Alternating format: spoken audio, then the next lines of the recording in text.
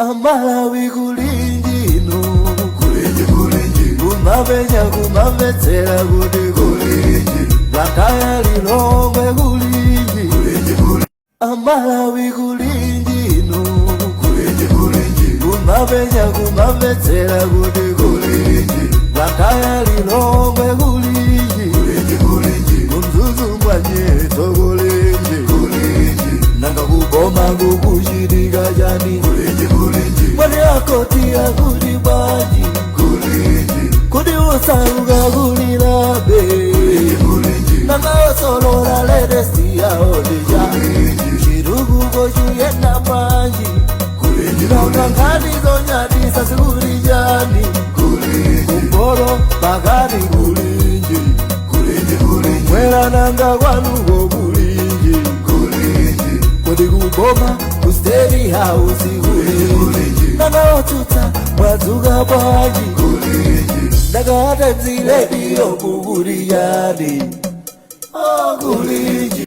Mawa bwino kwa inu nonse ndikulandireni ku program yathu ya lero ya Kulinji kuchokera kuno ku Bingwa Mtarika International Convention Center BICC Munzinda wa Lilongwe. Program hii ikufikani live kuchokera kuno kumene tikhale tupatsiranisoni program imeneyi masiku onse amene timakupatsirani program ya Kulinji lero lachiwiri komanso lachitatu. Ine ndi Leah Malekano. Monga mwa nthawi zonse program imeneyi timakhala tikuunikira mozama nkhani zikulu zimene zikuchitika mu dziko lathu lino la Malawi. Nde tili kuno chifukwa chokuti ndi kumene atsogoleri amene aonesa chidwi chozayima nawo pa chisankho chimene chikubwera cha pa 16 September akupereka ndithu zikalata zawo ku bungwe lija la Malawi Electoral Commission MEC. Nde lero tufuna tiunikire kuti kodi ulendo umenewu kuyambira sabata yatha lachinayi pamene atsogoleri amenewa anabwera kumazapereka zikalata zawozi wakhala uli wotani, kodi makamaka atsogoleri amene azapikitsane nawowa makolite zawo ndi wotani, nanga anthu amene asankha kukhala achiwiri awo amene azayime nawo pa chisankho chimenechi ndi wotani, anthu alandira bwanji kunjako zisankho zimene atsogoleri amenewa achita. Izi ndi zina zimene tikhale tukambirana mu program yathu ya lero. Ndebonga mwa nthawi zonse timakhala ndi anthu amene amakhala akuunikira nkhani imene tukambirana pa tsiku limeneyo. Nde lero sindili ndekha, ndili ndi Bayanu Chunga amene ndi mkulu wa wailesi ya Times. Takulandirani. Komanso tili ndi Dr John Chaima katswiri pa nkhani za ndale. Takulandirani program yathu ya lero. Nde program imeneyi mukutimvera live pa wailesi ya Times komanso amene mukutitsatira bwino lino pa Times 360 Malawi. Monga mwa nthawi zonse timakupatsani mwayi kuti mupereke ndithu ndemanga zanu, ndipo ndemanga zanuzo tithanso ndithu kuziwerenga mu program imeneyi. Komanso tikhale ndi maripota athu kuchokera madera osiyanasiyana amene atenge nawo mbali pa nkhani imene tikukamba tsiku la lero. Poyamba program yathu Bayanu Chunga, tiyambe ndi makandidate amene apereka zikalata zawo. Koma lero ndimafuna tikhazikike kuyambira lachinayi ndi lachisanu, makandidate 5 oyambirira chifukwa mawa tikhalenso tikuunikira makandidate ena. Makandidate 5 amene apereka zikalata zawo lachinayi ndi lachisanu mukuwaona bwanji?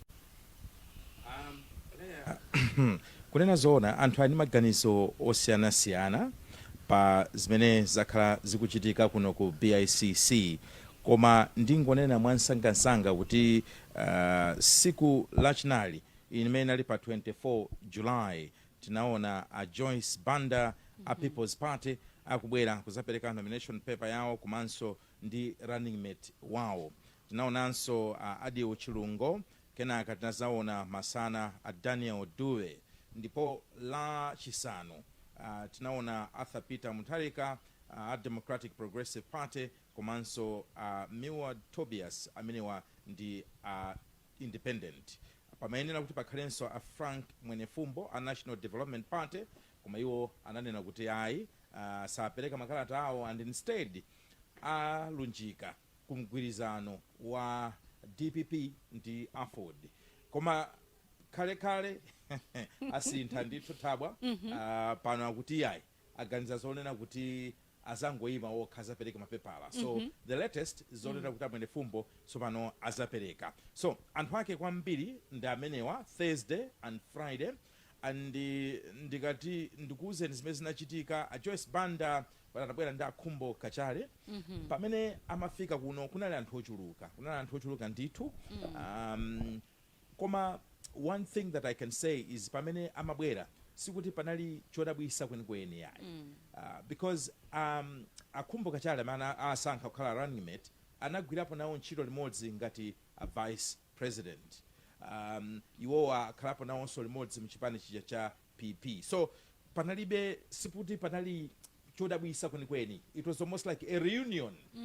Chimene chinachitika mu 2014 nkonena kuti pamene amayi anali mboma ngati president pamene amazayima pa chisankho cha 2014 running mate anazatenga agwengwe sanatenge iwowa akachali mwina sidawa kumudwisa and later on he went on to form his own party koma it wasn't very very surprising so anthu a PP amaoneka kuti anali osangalala and it was nothing out of the ordinary because anagwirapo ntchito ndi anthu awiri amenewa mwina ndiyambe motero and then after that naona kuti siku lomwero kunabwera ali uchulungo amene anali independent candidate iwowa anabwera ndithu without much pomp tizinena zona without much pomp anabwera ndithu azimayi ambiri anawakutira anabwera nawo atavala timati mahijabu hijabu ndiye antena ambiri anali achipembezo cha Chisilamu amene anabwera nawo koma it is not also surprising because iwowa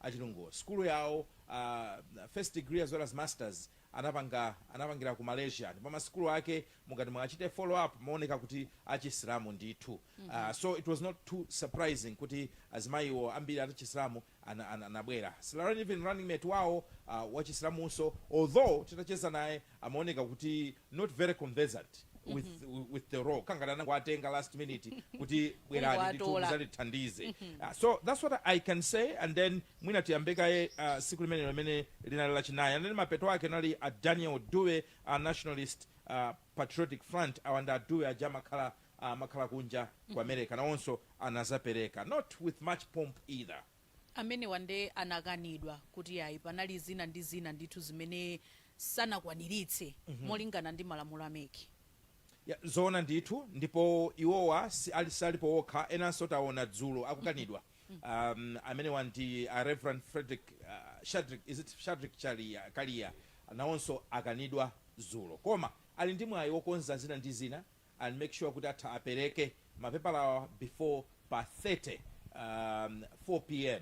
pa 30 July ndisanabwere kwa Dr Chaima wayana ndimafuna ungotimaliziraso ka introduction kamwakayamba bwino mutimalizire Friday kuti tikamapita kwa Chaima angoyamba nokutiuza kuti kodi makandidate amene wawa akuwaona bwanji kumbali ya reputation yawo policy track record komanso public trust ndi zina zotero chabwino ku Friday tinali ndi Arthur Peter Mutarika amene DPP ndipo iwowa mwina tikhalapo pang'ono chifukwa chonena kuti ndi chipani chachikulu cha chimene chikusogolera opposition mdziko lino komanso Mutarikawa anakhalapo ndithu mtsogoleri wa dziko lino so there was a lot of attention pamene iwo amabwera kunena zoona izinali zovuta kuti ife makamera athu ajambule bwinobwino pamene amabwera pamalowa anakutilidwa ndi asilikali komanso anthu ena achitetezo ochuluka one wonders kunena kuti kodi nkhani inali yachitetezo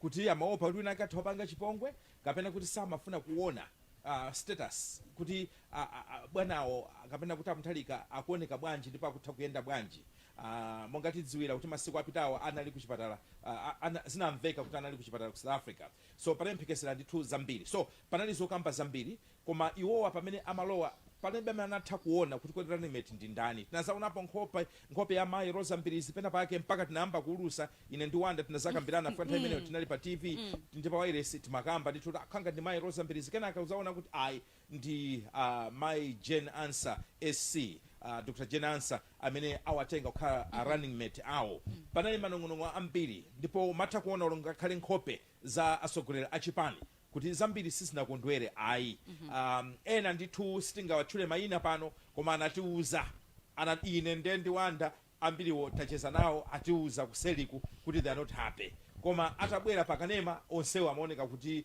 amakamba zonena kuti ngosangalala, ndipo ndi ndale zimakhala motero. Was it a surprise? Yes, it was a surprise to some extent. Kwa panema ina atatu amene amatchulidwa prior to the day. Panatchulidwa dzina la Bright Msaka, zina la Rosa Mbirizi, pananso dzina la amene wa Jane Answer. So it wasn't completely out of the blues.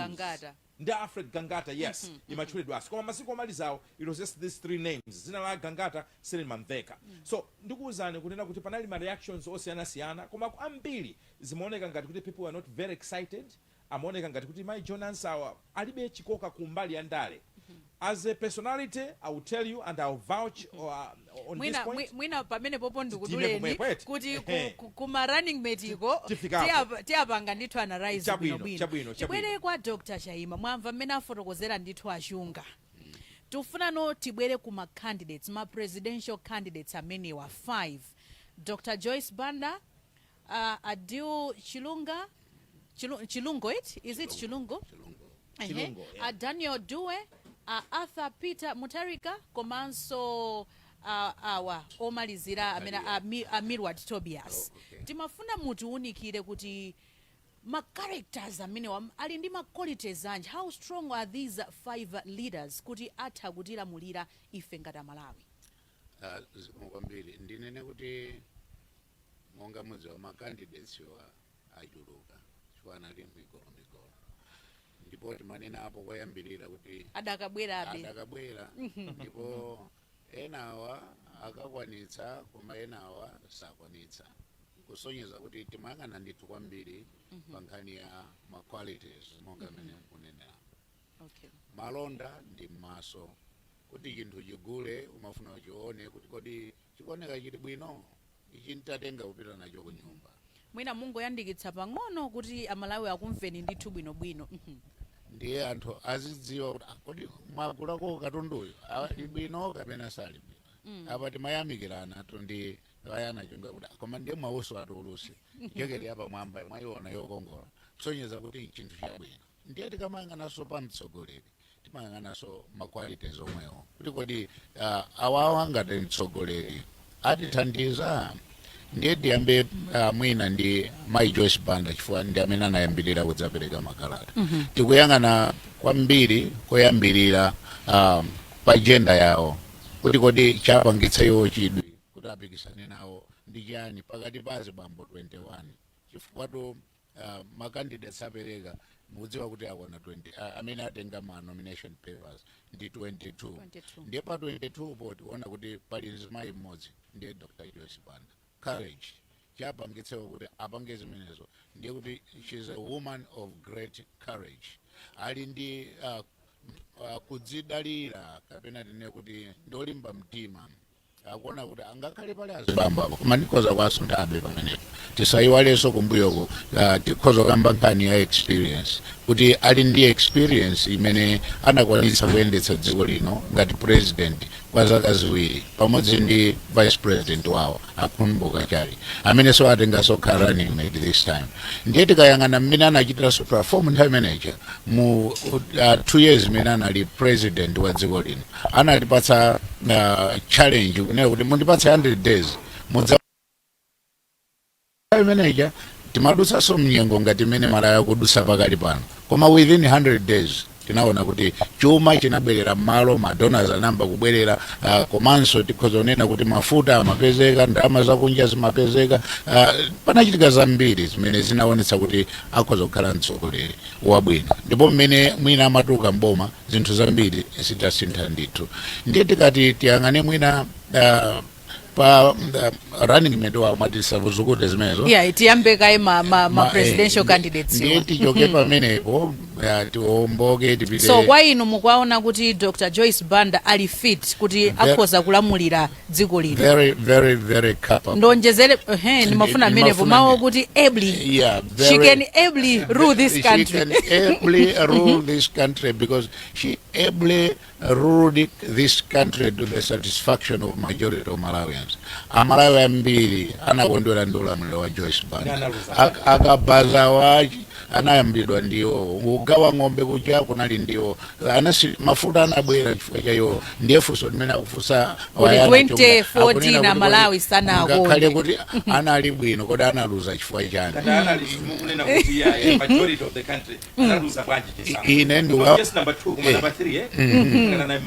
Ine ndikunena on my analytical point of view, komanso kuyang'ana mbuyo kumene tinachokera. Mukakumbukira chisankho chimene chicha anadandaula kuti aberedwa, ndiponso mukakumbukira tsiku limene amaulutsa chisankho late Justice Mbendera amalira mmanena kuti kudali malira amalira chani waja, amalira mtundu wa Malawi fana zindikira kuti chisankho pena pachi chaberedwa, koma chifukwa cha pressure zikungochitika kukhala motero. Ndiye ndimatha kumayang'ana pa zinthu zimene zinachitika. Ayambisatu nkhani yovuta kuti chipani cha ku opposition chikhoza kukwanitsa ndithu kulowa mboma ndikubera ndithu mavoti. Mesa ku koti kuyankanena kuti tiye ndipite ku koti tikawerengereso chisankho. Simukumbukira kuti nthawi imeneyo pamene warehouse yosungira zowerengera za chisankho yameke inaochedwa chifukwa chani. Chifukwa chaonera kuti kunali umboni ogwirika kumene kuja kuti my Joyce Banda I think wawina ndithu chisankho umapena pache zinthu olimba mtima ndamene anakaucha zimezi. Ndiye tikukamba za kuthekera kwa munthu wachizimayi ngati Joyce Banda amene ali very very influential ngakhale sosakhala locally ngakhale so ku Africa worldwide. Ndiye nditsogoleri ndithu amene tikunena kuti amene aja ndi othekera ndithu chifukwa kuthekerako ali nako. Ndikabwerera kupita mwina kwa tinaonanso nthawi imeneja Professor Arthur Mutharika. And also Professor Arthur Mutharika inganena kuti anachitaso bwino kwambiri mdziko muno, ngakhale kuti ina kuti revolt inachitika chifukwa chonera kuti ambiri amaona kuti iya kumezi kupita zinthu zaonjeza. Nthawi imeneja mukakumbukira Peter Mutharika anachotsedwa tumboma osakhala makufuna kwawo ya, koma chifukwa chonera kuti kunali at least civil unrest mdziko muno, kunali ma demonstrations amene anaonongaso zinthu zambiri mdziko muno chifukwa chonera kuti ambiri samafuna utsogoleri wawo. Komano mmene tikhoza kunena ndithu kuti mmene Peter Mutharika ananena kuti achoka mboma ya kukhala nokuti Tonse Alliance yabwera ndi President Chakwera, Amalawi pano tikhoza kudzifunsafunsa kunena kuti kodi tikhoza kunena kuti zinthu zikuyenda bwino mdziko muno, ambiri akuti ayi.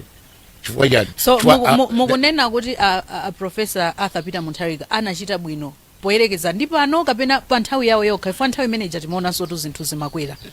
Ndinganene kuti anthu kuyerekeza kwawo akakhala nkumayang'ana mavuto amene analipo nthawi imenejayo, anali mavuto ambiri makamaka pa zinthu za katundu kapena kukwera mtengo ma prices ambiri pano pakunena kuti abolaso nthawi ya Mutharika ichi, njala akunena kuti abolaso nthawi ya Mutharika ichi.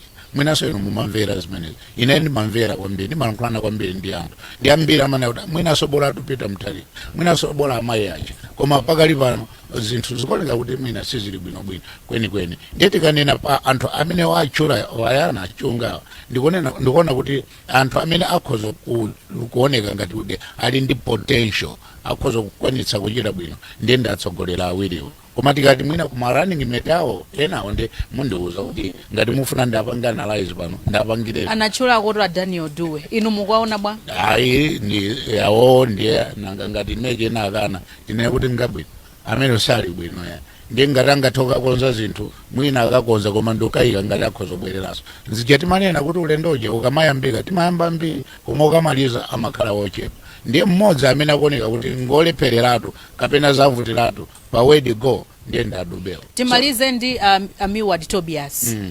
Mukuwaona bwanji? Amiward Tobias tingane kuti ndi munthu wanzeru, amadziwa chimene akulankhula, mwayiwo muli value ndipo tikhozana kuti ndi asset ndithu ya dziko. Komano kuti mwina politically pakali pano tikhozonena kuti ali misplaced, is a misplaced candidate at the moment. Ngakhale ali nako kuthekera kuna kuti akhoza kukhala mtsogoleri, koma mwina nthawi yake ya utsogoleri si ino pakali pano chimene akhoza panga iwo aja chifukwa choti ndi asset ya dziko lino la Malawi. adzikhala ndi mphamvu kapena chidwi kugwira ntchito ndi anthu andale amene akugwira ntchito mboma pofuna kukonzekera kuti mwina boma likhale bwino kwina kusakuita gain experience ngati politician. Pakati pano sitinganena kuti is a politician, ngati atafuna kuti tachule kuti is a politician ndetinena kuti is a novice politician chifukwa yona kuti sanafikepo kuti akhoza kuchita mobilize anthu mdziko muno nkuwatsatira kuna kuti ine president akuti anthu andisankha kukhala ineyo. Zimene sizingatheke pano mpodzalangula zinthu moona mtima mosashashalikana mwachindunji ndi amene sangakwanitse atachita kunena kuti yayi patseni madzi ndisambe kapena patseni madzi ndimwe ngakomoke ineyo. Ambiri ngati amene osangalani sangachite ya koma tikuyang'ana pa ma potential candidates ngati mmene tachulira muja Professor Arthur Mutharika, Mai Joyce Banda, mwina kwina kuti kubwera kumene maina ena sinachule kuti tachita analyze koma za Tobias Nowawa is an asset koma not as a politician at the moment. Athandizire mwamva achunga mene ayambira atu achaima akuti Mai Joyce Banda Mai Joyce Banda akuti she's a capable woman akhoza ndithu kulamulira dziko libwinobwino. A Professor Arthur Peter Mutharika akuti nawonso ali capable ndithu akhoza kulamulira dziko lino. Ino muti bwa poyamba ndiyambe ndi Mai Joyce Banda siku loyamba ndikuwuzati kuti Mai Joyce Banda ndi mayi mmodzi amene ndali anaziyamba kale komanso sanangoziyamba kale anali munthu amene background yake ndiochita mobilize anthu amachita mobilize azimayi anali ndi bungwe lawo lija kumbukirani tipati nabiwe so athandiza ndithu empowerment ya azimayi mayi amenewa anakhala ndithu influential muchipani cha even UDF anali mu UDF then later on nkuzafika ngakhale mu DPP chikoka chifukwa anali wachiwiri mzimayi kukhala president mu Africa monse muno after president wa Liberia Salif Johnson amene anakhala president woyamba kana akayiwowa awa ku Tanzania akubwera mbuyo mundithu. So you could see even ali president kuti kuti amayenda ndithu dziko lonse lapansi. She got so much attention. Kumbukirani kuti there is a movement imene machita empower azimayi komanso imafuna kuona asogolera achizimayi maiko osiyanasiyana. So she was very welcomed. She has a very good relationship ndi anthu akunja. Nchifukwa yake kawiri amakamba nkhani ya network kuti andi ndi network and udziwa kotenga ujeni makobiri anthu athandiza atangolowa mboma chaka cha 2012 malemu Bingu Mutharika atamwalira. Inali nthawi yonena kuti Malawi imadusa mnyengo yovuta kumbali ya chuma. Tinaibe mafuta muno chuma kwa dola imasowa ndalama zakunja sizimapezeka ayi. Kunali ndithu zinthu zambiri zimene sizimayenda bwino. Mai Joyce Banda atalowa within a short period of time kunapezeka kunena kuti madonors abwerera, kunapezeka kuti akuonza maubale amene adaonongeka nthawi ya Bingu ndaiko akunja ngati dziko la UK komanso ndalama zamba kufika mpaka na mafuta stabilized zinazo kwacha anaipanga devalue. That was one of the conditions ya IMF and World Bank anaipanga devalue. So she was able to maneuver her way koma somehow she became very unpopular because of other things. One of it, nkhani jaya Cashgate scandal. Iwo amazipanga defend kuti ya ifendamenti napanga discover. Koma history will always remember kuti nthawi yawo inaliso nthawi imene kudachitika katangale wopya makamaka kulikulu la boma ku Capitol Hill muno mu mzinda wa Lilongwe. So ndikuwuzani kuti in terms of her capability panali zinthu zina zimene zidachitika mnthawi yawo. For example, panali nkhani ya uchembere wabwino wa amayi. Infant mortality rate inasika. Ana achichepere ana akhanda kuti asamamwalire. Mai Joyce Banda anamenya nkhondo yaikulu ndithu and Malawi was a very leading example during her time pa nkhani imeneyo. Panaliso proliferation of trade in terms of anthu ena kubwera apo nkhani ngati zakabaza ndi zina zoterozo zonse zinachitika mu nthawi yawo. So capable, yes, koma ine ndikuwuzani kunena kuti Malawians, especially male voters, ready kunena kuti athoka ndi a female leader, I don't know. I have got my serious doubts kunena kuti azibambo atafuna kukhala ndi president which is mine. I've got my serious doubts, and I think it's one of the reasons why maybe she did not get so much support from the male voters chaka cha 2014. Maganizo anga ndamene so ndiyamba ndi amaya amene. So at the scale, before you go to Peter Mutharika, mena fotokozera George Chaima, at the scale of 10, my Joyce Banda mukwabasa mascores angati? Mascores otani oti atakuyendesa kapena kuti atakuyendesa dziko lino ndikusintha zinthu no, zililimu. No, I think she's above 5. I think she's above Dr. 5. Chaima? Ineyo ndikuona kuti my Joyce Banda ndi capable person. Mukwabasa mascores angati? Ngati mwina kuli kupereka mascores, ineyo nkupereka kwanga. Timavomereza pano kutsutsana kapena kusiyana.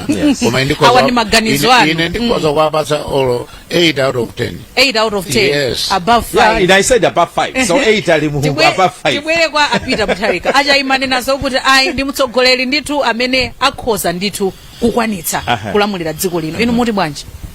Ndana mena. Peter Mutharika. Peter Mutharika achita demonstrate kunena kuti atakuyendesa. Iwowa anali ningoti ndi constitutional lawyer.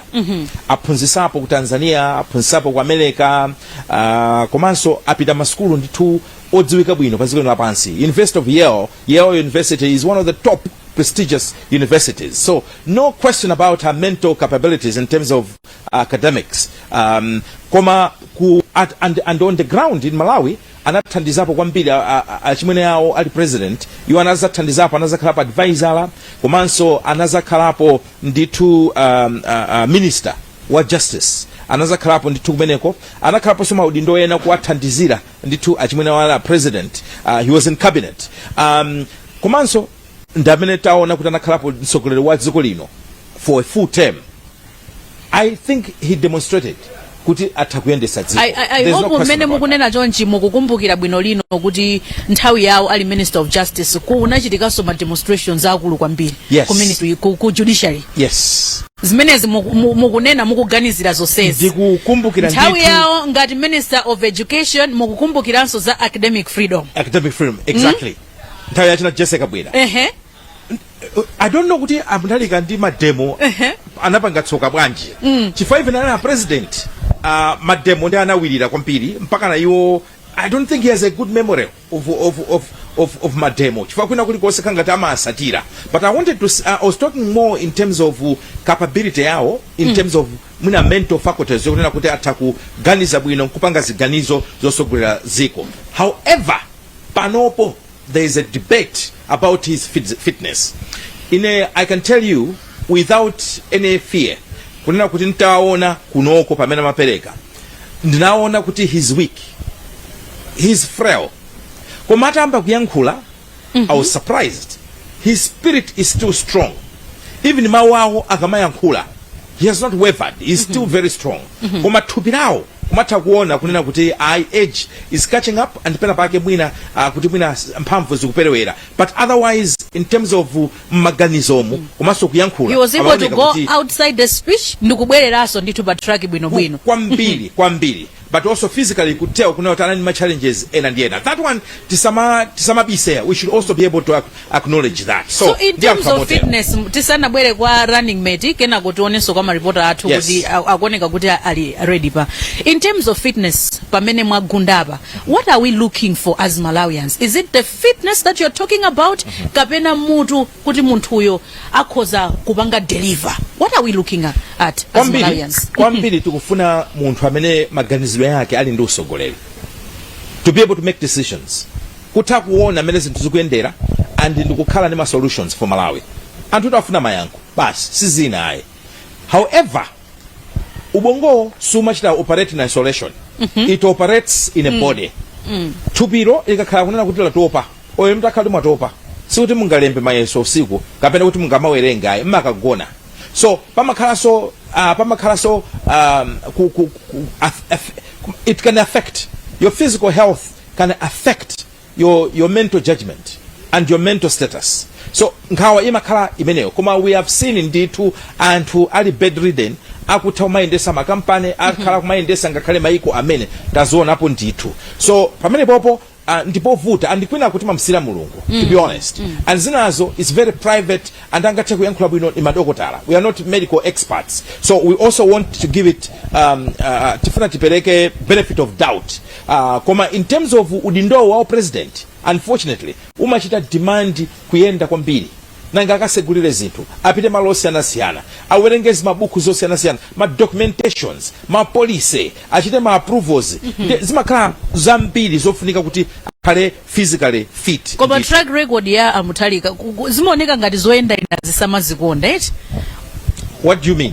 Kuti or even campaign ya 2019 ankangotuluka hapo ndi hapo samatuluka kwambiri. 2019 to be honest anali kale achikulire and asana ended kwambiri ayi and you couldn't compare chifuka mbali nayo kunali achilima kunali malemu chilima komanso kunali achakwera and even pakati pa achilima ndi achakwera amene anaenda kwambiri anali achilima and achilima was a young man, he was youthful, anali munthu onena kuti amapita ku gym sera gofu ndi zina zoterozo, so it was not surprising kuti amene anaenda kwambiri anali achilima also because of his physical strength and age. So sawana mizane kampeni imene imafunika strength. Even my Joyce Banda I don't think kuti akachita kuyenda kuti mpaka na every district so much. I don't think so. Mwapasa mascoza ngati between over 5 to 10, so ndi guloti tokala anywhere between 7 or 8 minimum or 7 atokala. Dr Chaima mwapasa malikisa ngati ine ndine kuti ndingo vomerezana zimene ayana chunga nsana apatse mamali yesu kuti apapa tufuna tidutsepo tibwere kuita nthawi yathu ilithera nde mungopereka malikisa ineyo ndikuapatsabe marenje zomwewo between 7 and 8 for Jona kuti ndi munthu yaonena kuti is very intelligent komanso he has demonstrated kuti akhozokhala mtsogoleri kumbuyo despite his physical challenges ali samakhozoka ndi physical challenges koma mwina what matters most is mental capability. Is he mentally fit? Is he able to make decisions? I think that's what is most important. Can he drive somebody? Can he direct him to do something? I think that's what matters most. Shabwini apapa tilowerekaye kwa ma reporters athu madera muzikuoneka kuti amenewo akonzeka kulilongwe kuno pemphero malimba komanso kuneno akuti akonzeka ndi ma engineer mutha kutithandiza kunenonso akuti akonzeka. Pemphero malimba ukutimva wadzuka bwanji?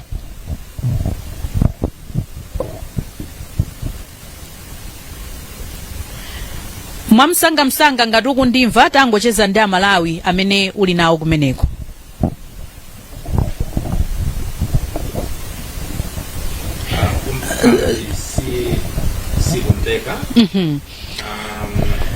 Koma tibwererenso kumeneko akakhala ready chifukwa timafuna ndithu kuti timve kuti kodi Amalawi kunjaku akuti bwanji. Tibwere pa ma running mates ama candidates amenewa 5 mwina mukuwaona bwanji? Tiyambenso ndi Joyce Banda fa iwo ndo anali oyambirira ndithu kuzapereka zikalata zawo. Mukuona bwanji running mate wa Joyce Banda? Ndikayang'ana pa running mate wa Her Excellency Dr Joyce Banda amene ali kumboka chali ndi nganene kuti anthu amenewa ngati anakwanitsa kuyenda limodzi ndipo ndikuchita zodabwitsa ndikukhulupirira kuti atenga candidate wabwino. Atakhala kuti mgwirizano wawo kuli chimodzimodzi mmene zinalili nthawi imene ankatenga boma nthawi imene 2012 ndikukhulupirira kuti so akhozochita bwino kwambiri mwinanso kuposa kale chifukwa chonena kuti pakati panso paitika zambiri ndi maboma ena aona aphunzira mmene anthu akhala kugwira ntchito ndi ma vice presidents awo kapena mabwana awo. Ndi ndikayang'ana kumboka chali ndi munthu chionera kuti he looks very humble, wodzichepetsa kwambiri komanso dziko lino akulidziwa bwino, utsogoleriso tingane kuti akudziwa bwino andi musaiwale kuti akumboka chali amachokera kumpoto kuja palibe munthu amene anamba wabwera poyera kuti timadandaula akumboka chali munthu oyipa. Amagwirizana ndi mabishopu kumpoto amipingo ya Katolika, amagwirizana ndi anthu ansembe osiyanasiyana komanso amipingo yosiyanasiyana ngakhalenso achisilamu kumene. Tinganene kuti on international scene ndi munthu soja onena kuti wadzipangira dzina, ndiye is still fit, energetic, youthful is young mpaka youthful akajali nyamata kana to be jabe mwina kulia bwino kapena majinsi ojogera ku magolo achunga mwamva cha ipo akuti akajali speed ndi wachinyamata ni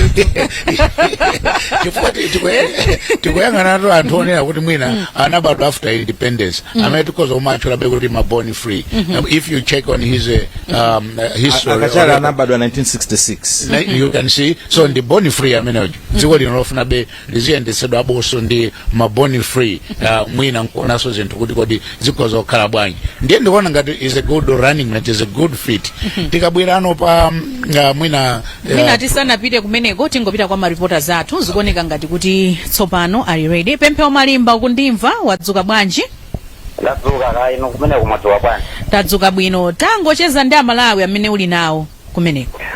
Apande so Malawi ena amene tili nawo kuno ku Lilongwe poyambira tikutiwe. Ndine Meja Solomon. Kumaso kumene. Ine Jonathan Junior Banda. Mwina pali nkhani pano zokhuzana ndi running mate komanso amene ayimire pa chisankho cha mtsogoleri wa dziko. Inu amene akuyimira mukuona bwanji komanso mukuona kuti mwina ali ndi kuthekera kotani kuti mwina akhoza kupambana pa chisankho imene chikubwerachi? Anthu amene ndikuonera ine kupambana kutokhalapo chifukwa ndimene fewo tayendera mu zaka 5 anthuwa ndoti 50% uchatha kufika chifukwa anthu ali ndi chikoka chambiri pa zimene watipangira uyu chakwera uyu.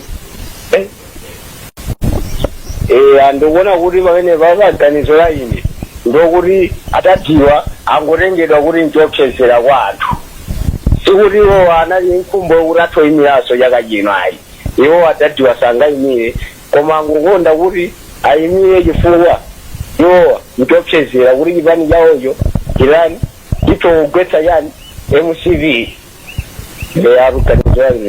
Mina mukuona kuti 50+1 makandidate amene wawa akhoza kuikwanitsa kuipeza pa chisankho chimenechi. Apo atatiwa athoyipeza kwambiriso mene MCV kugwetsa kasi mene mondithu ndimene ndachezera ndi ena kuno ku Lilongwe. Chabwino ndathokoza kwambiri Pemphero Malimba ngakhale ena ajasiti namve bwinobwino kuti kodi akutanthauzanji kuti anthu amenewa akhoza kugwetsa ndithu. Komano ndimafuna mawu amene alankhula kumapetopeto mwapange analyze awayana kuti adadiwa kuti zungukhala ngati mchongo opyezera kuti akhoza kugwetsa boma lili pano mukulankhula kwa Malawi itu kumeneko nkhani yovuta. Kunena zoona brand ya Mutharika dzina la Mutharika ndi dzina limene alipo Amalawi ochuluka kwambiri amalikonda ndipo ali ndi chikhulupiriro kuti dzina limene litha kuwathandiza kuwachotsa mavuto amene alimo panopo maka pa nkhani ya zachuma. So you cannot ignore that name. Ine ndikukhulupirira kunena kuti mukuganiza kwawo a DPP mwina maganizo adabwerapo omanena kuti aye adadi akula akapume maganizo amene amshuwa anabwerapo koma amati akaona kuti atata achoke ndi ndani amene angathe kuwinisa chipanichi pa chisankho.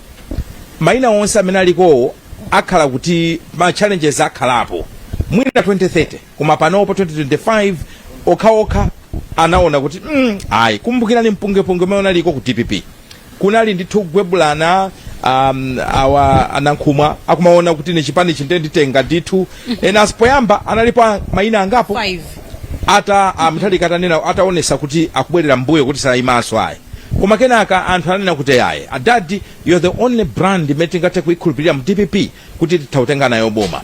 So I'll tell you kunena kuti whether he's fit or not fit for munthu amene amakhulupirira DPP that is neither here nor there. Chimene akufuna ndi brand. So malonda nthawi zina dzina muzamva dzina kuti Apple ka Mercedes Benz kaya ndichani anthu amagula dzina brand iyo. So brand ya APM ndi brand imene akudziwa kunena kuti pachisankho itha kuwathandiza. Chabwino tipitenso kwa mtolankhani wathu kumneno ngati ukundimva wadzuka bwanji? Ndadzuka tangotiuza mbali yeniyeni imene uli komanso ucheze ndi Amalawi amene uli nawo. Okay, ine ndi kuno kuneno paboma zenizeni paneno. Alo? Ndokumva ndithu? Ndi musika waneno ndakumana ndi mmalawi ina mina azibange introduce the kuti ndikani kumasina ama zipatana. Ina ndi Steve Donda. Mmodzi mwa anthu amene timamenyera anthu fulu mmodzi munjira zosiyana pa district ya Neno amene timapanga mabusiness athu Neno trading center.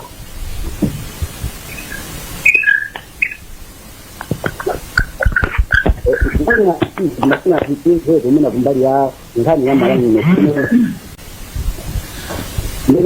anthu achipira mina machitawa mina omwe asankhira kuda kuti ndiri zawo mina kumbali ya ndale komanso mina maphunziro komanso mina chikoka chibesa mavoti mina ungazine zokhole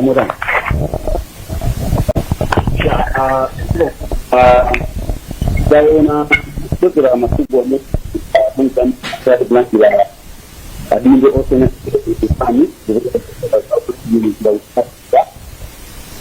Kulinji ndana ku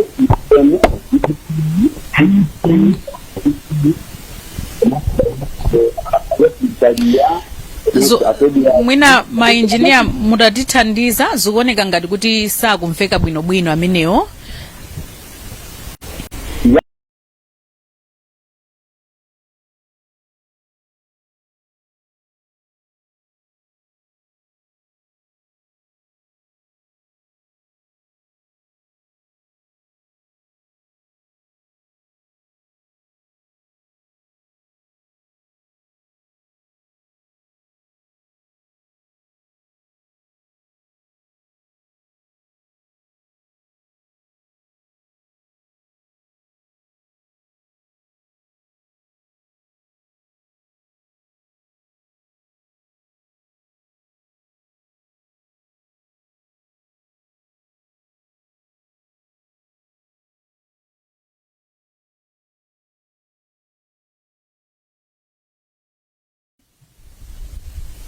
So taimaki antu takala mina mix bila ya kusankija kwao because na kujidi mada manewa ndio tunani anakutetea mjinto tatu kumi au tunao ndio agreement ndio na kuandika mada kwa studio ndipo jikita inata mtasa ibadilishe kama pesa ya 2020 hii kidogo kusankija kwao bila antana kandika tena siano kitu yo anaenda kama tigani mtipa katika zimana kutoka hiyo kama ni ndio sasa kwa wani na kwao ni aendera kandi ukatako kani ya zama la kubwa unga taona hivi kanso mawai muno kama so kutatika kofi imai ambaye ndani ya ndare kama kare active kwambi kwa kuna kokulu kati zama na mulo so kubera kwao ndikuona kipindi kutoka na nzeru maso nkadi hapa kutoka ao ni okera kitu na hapo sasa nzeru kutoka kwa OPM kuona OPM kimintaki ajikulire hapo kunizira asaidi bangi onerera yani kidimina angu kwa nyamata mina kwa majengo za dangata hapo di ajisokera ndani ndani aje hapo ndio kusuka so kitu nyamata manso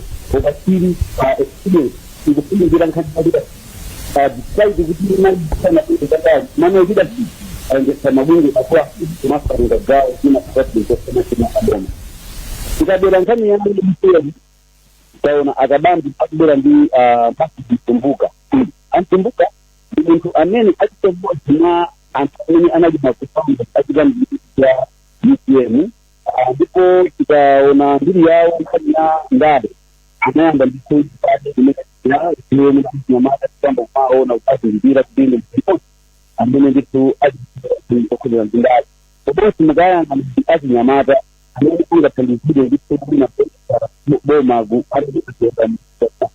bano takapambe so na kapambe ya jambi wadi ni diplomatic na zinasiyana. So ikabidi wawila ni hawa ndi mene somina adibani anga perike maso kwa mbili kimina mwazi aiki maoga kumara kiwa ikabidi wudi akinti agono ndaba manda odo yake ndi masinjenye kwenye 63 adiko amene tumukamba mutania industrial research kutamba mutania implementation kutamba mutania agriculture protection and traditional second so message vipi ndio kama kitu azinamata akundi afariba mfawa bila bila kwa anasema na kama ndi mtu kwa jamii anaji majani kila kupiga kama tunga mai mwina kunenogo mutatithandizira mwina kwa akondwani na nkhumwako tikhale tsiku lina tikubwera pano lero timapanga focus pa anthu 5 mwina atitalekezera pomwepo bwanji kuchokera kuneno zikomo kwambiri mwamva ndithu mmene alankhulira amenewo pomba mkota nkhani imene tikukambirana tsiku la lero sitikuthera pompa tikuti tikhale ndithu kupatsirani program imene ya Kulinji kuchokera kuno ku BICC live kupanga analyze ndithu zonse ma presidential candidates komanso ma running mates ma reactions anthu kunjaku komanso mkati mwa chipani. Ine ndingopereka information ina yofunikira kwambiri mwansangansanga. Tinamba ndi akumbuka chali kuti nsangansanga iwowa anachita I diploma project management kuchokera ku University of Cambridge ya ku UK imeneyo komanso masters of science and strategic management kuchokera ku University ya Derby ku UK komweko.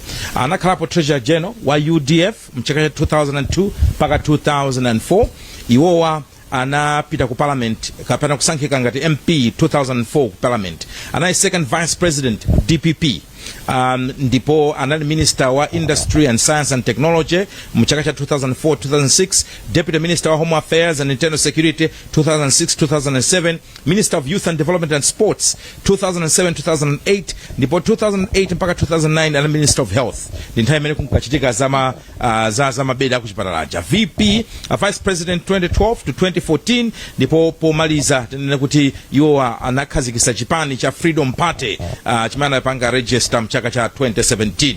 Ndipo tikapita kwa mai Jane Answer mwansangansanga kubadwa na neno takumbuka cha nabado 1966. Jane Answer anabadwa 1955 amene pa 11 October. Ndipo nzimayi wophunzira nditu in fact the only woman amend PhD so far mumbiri ya judiciary na imba nditu ku judiciary anachita confirm zimenezo ni PhD yao ili mu human rights.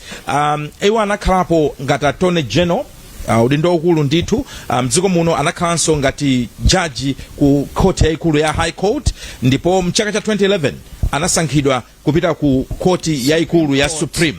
Iwowanso anasankhidwa mchaka cha 2016 kukhala wa pampando wa bunge loyendesa chisankho la electoral commission, koma iwo anachita resign pa 21 May 2020 after kuchigamulo chochocha ukoti kuti sankho sizinayende bwino. Mkani andale iwowa anayima nawo pa primary elections MP kunchewu kwawo, ndipo kumeneku adalephera kwa chimulirenji. Kenaka chipani chinapezeka kuti chalowerapo apanga overturn the results nkopezeka kuti panopo ndamene atayimirire chipani kumeneko. Komanso kumbali ya uzimu iwo anda bishop pamodzi ndi amuna awo kuchalichi kwawo and a very strong character in that sense. So nimangufuna kuti matitles amenewo tapereke mwina enawo tipereka masiku ena. Chabwino pomalizitsa nkhani imene takambirana panoyi momba nkota motani Dr John Chaima. Ndineneko be pang'ono nkhani ya running mate Jane Answer DPP kuti ndi munthu jadi mmene afotokozera wayana ali ndi zomuyenereza zonse kuti akhoza kukhala mtsogoleri.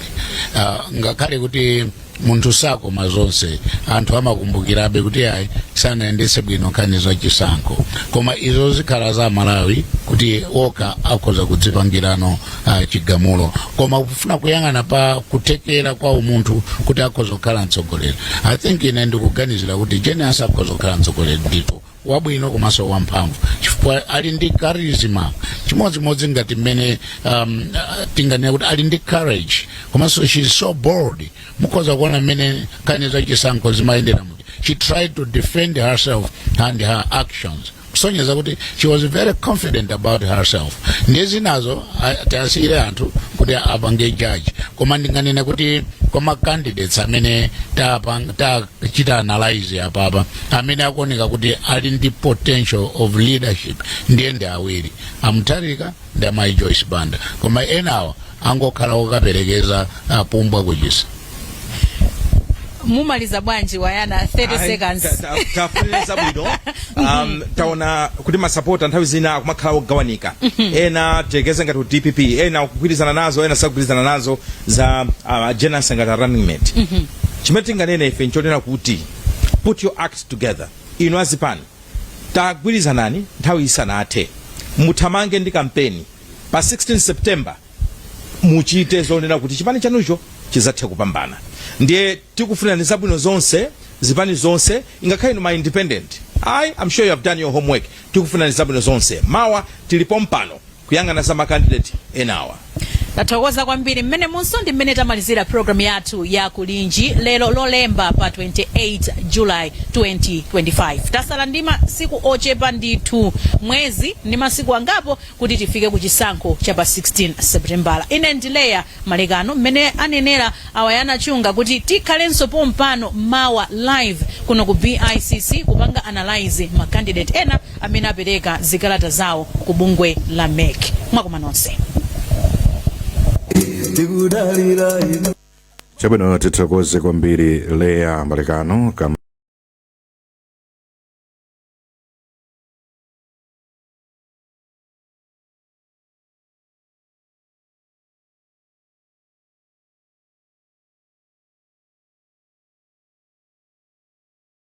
Amalawi Kulinji no Kulinji kumavenya kumavetsera kuti Kulinji Lakaya lilongwe Kulinji Kumzuzu mbwanye Kulinji Nanga kuboma kukushirika jani Kulinji Mwani akoti ya kulibaji Kulinji Kudi usala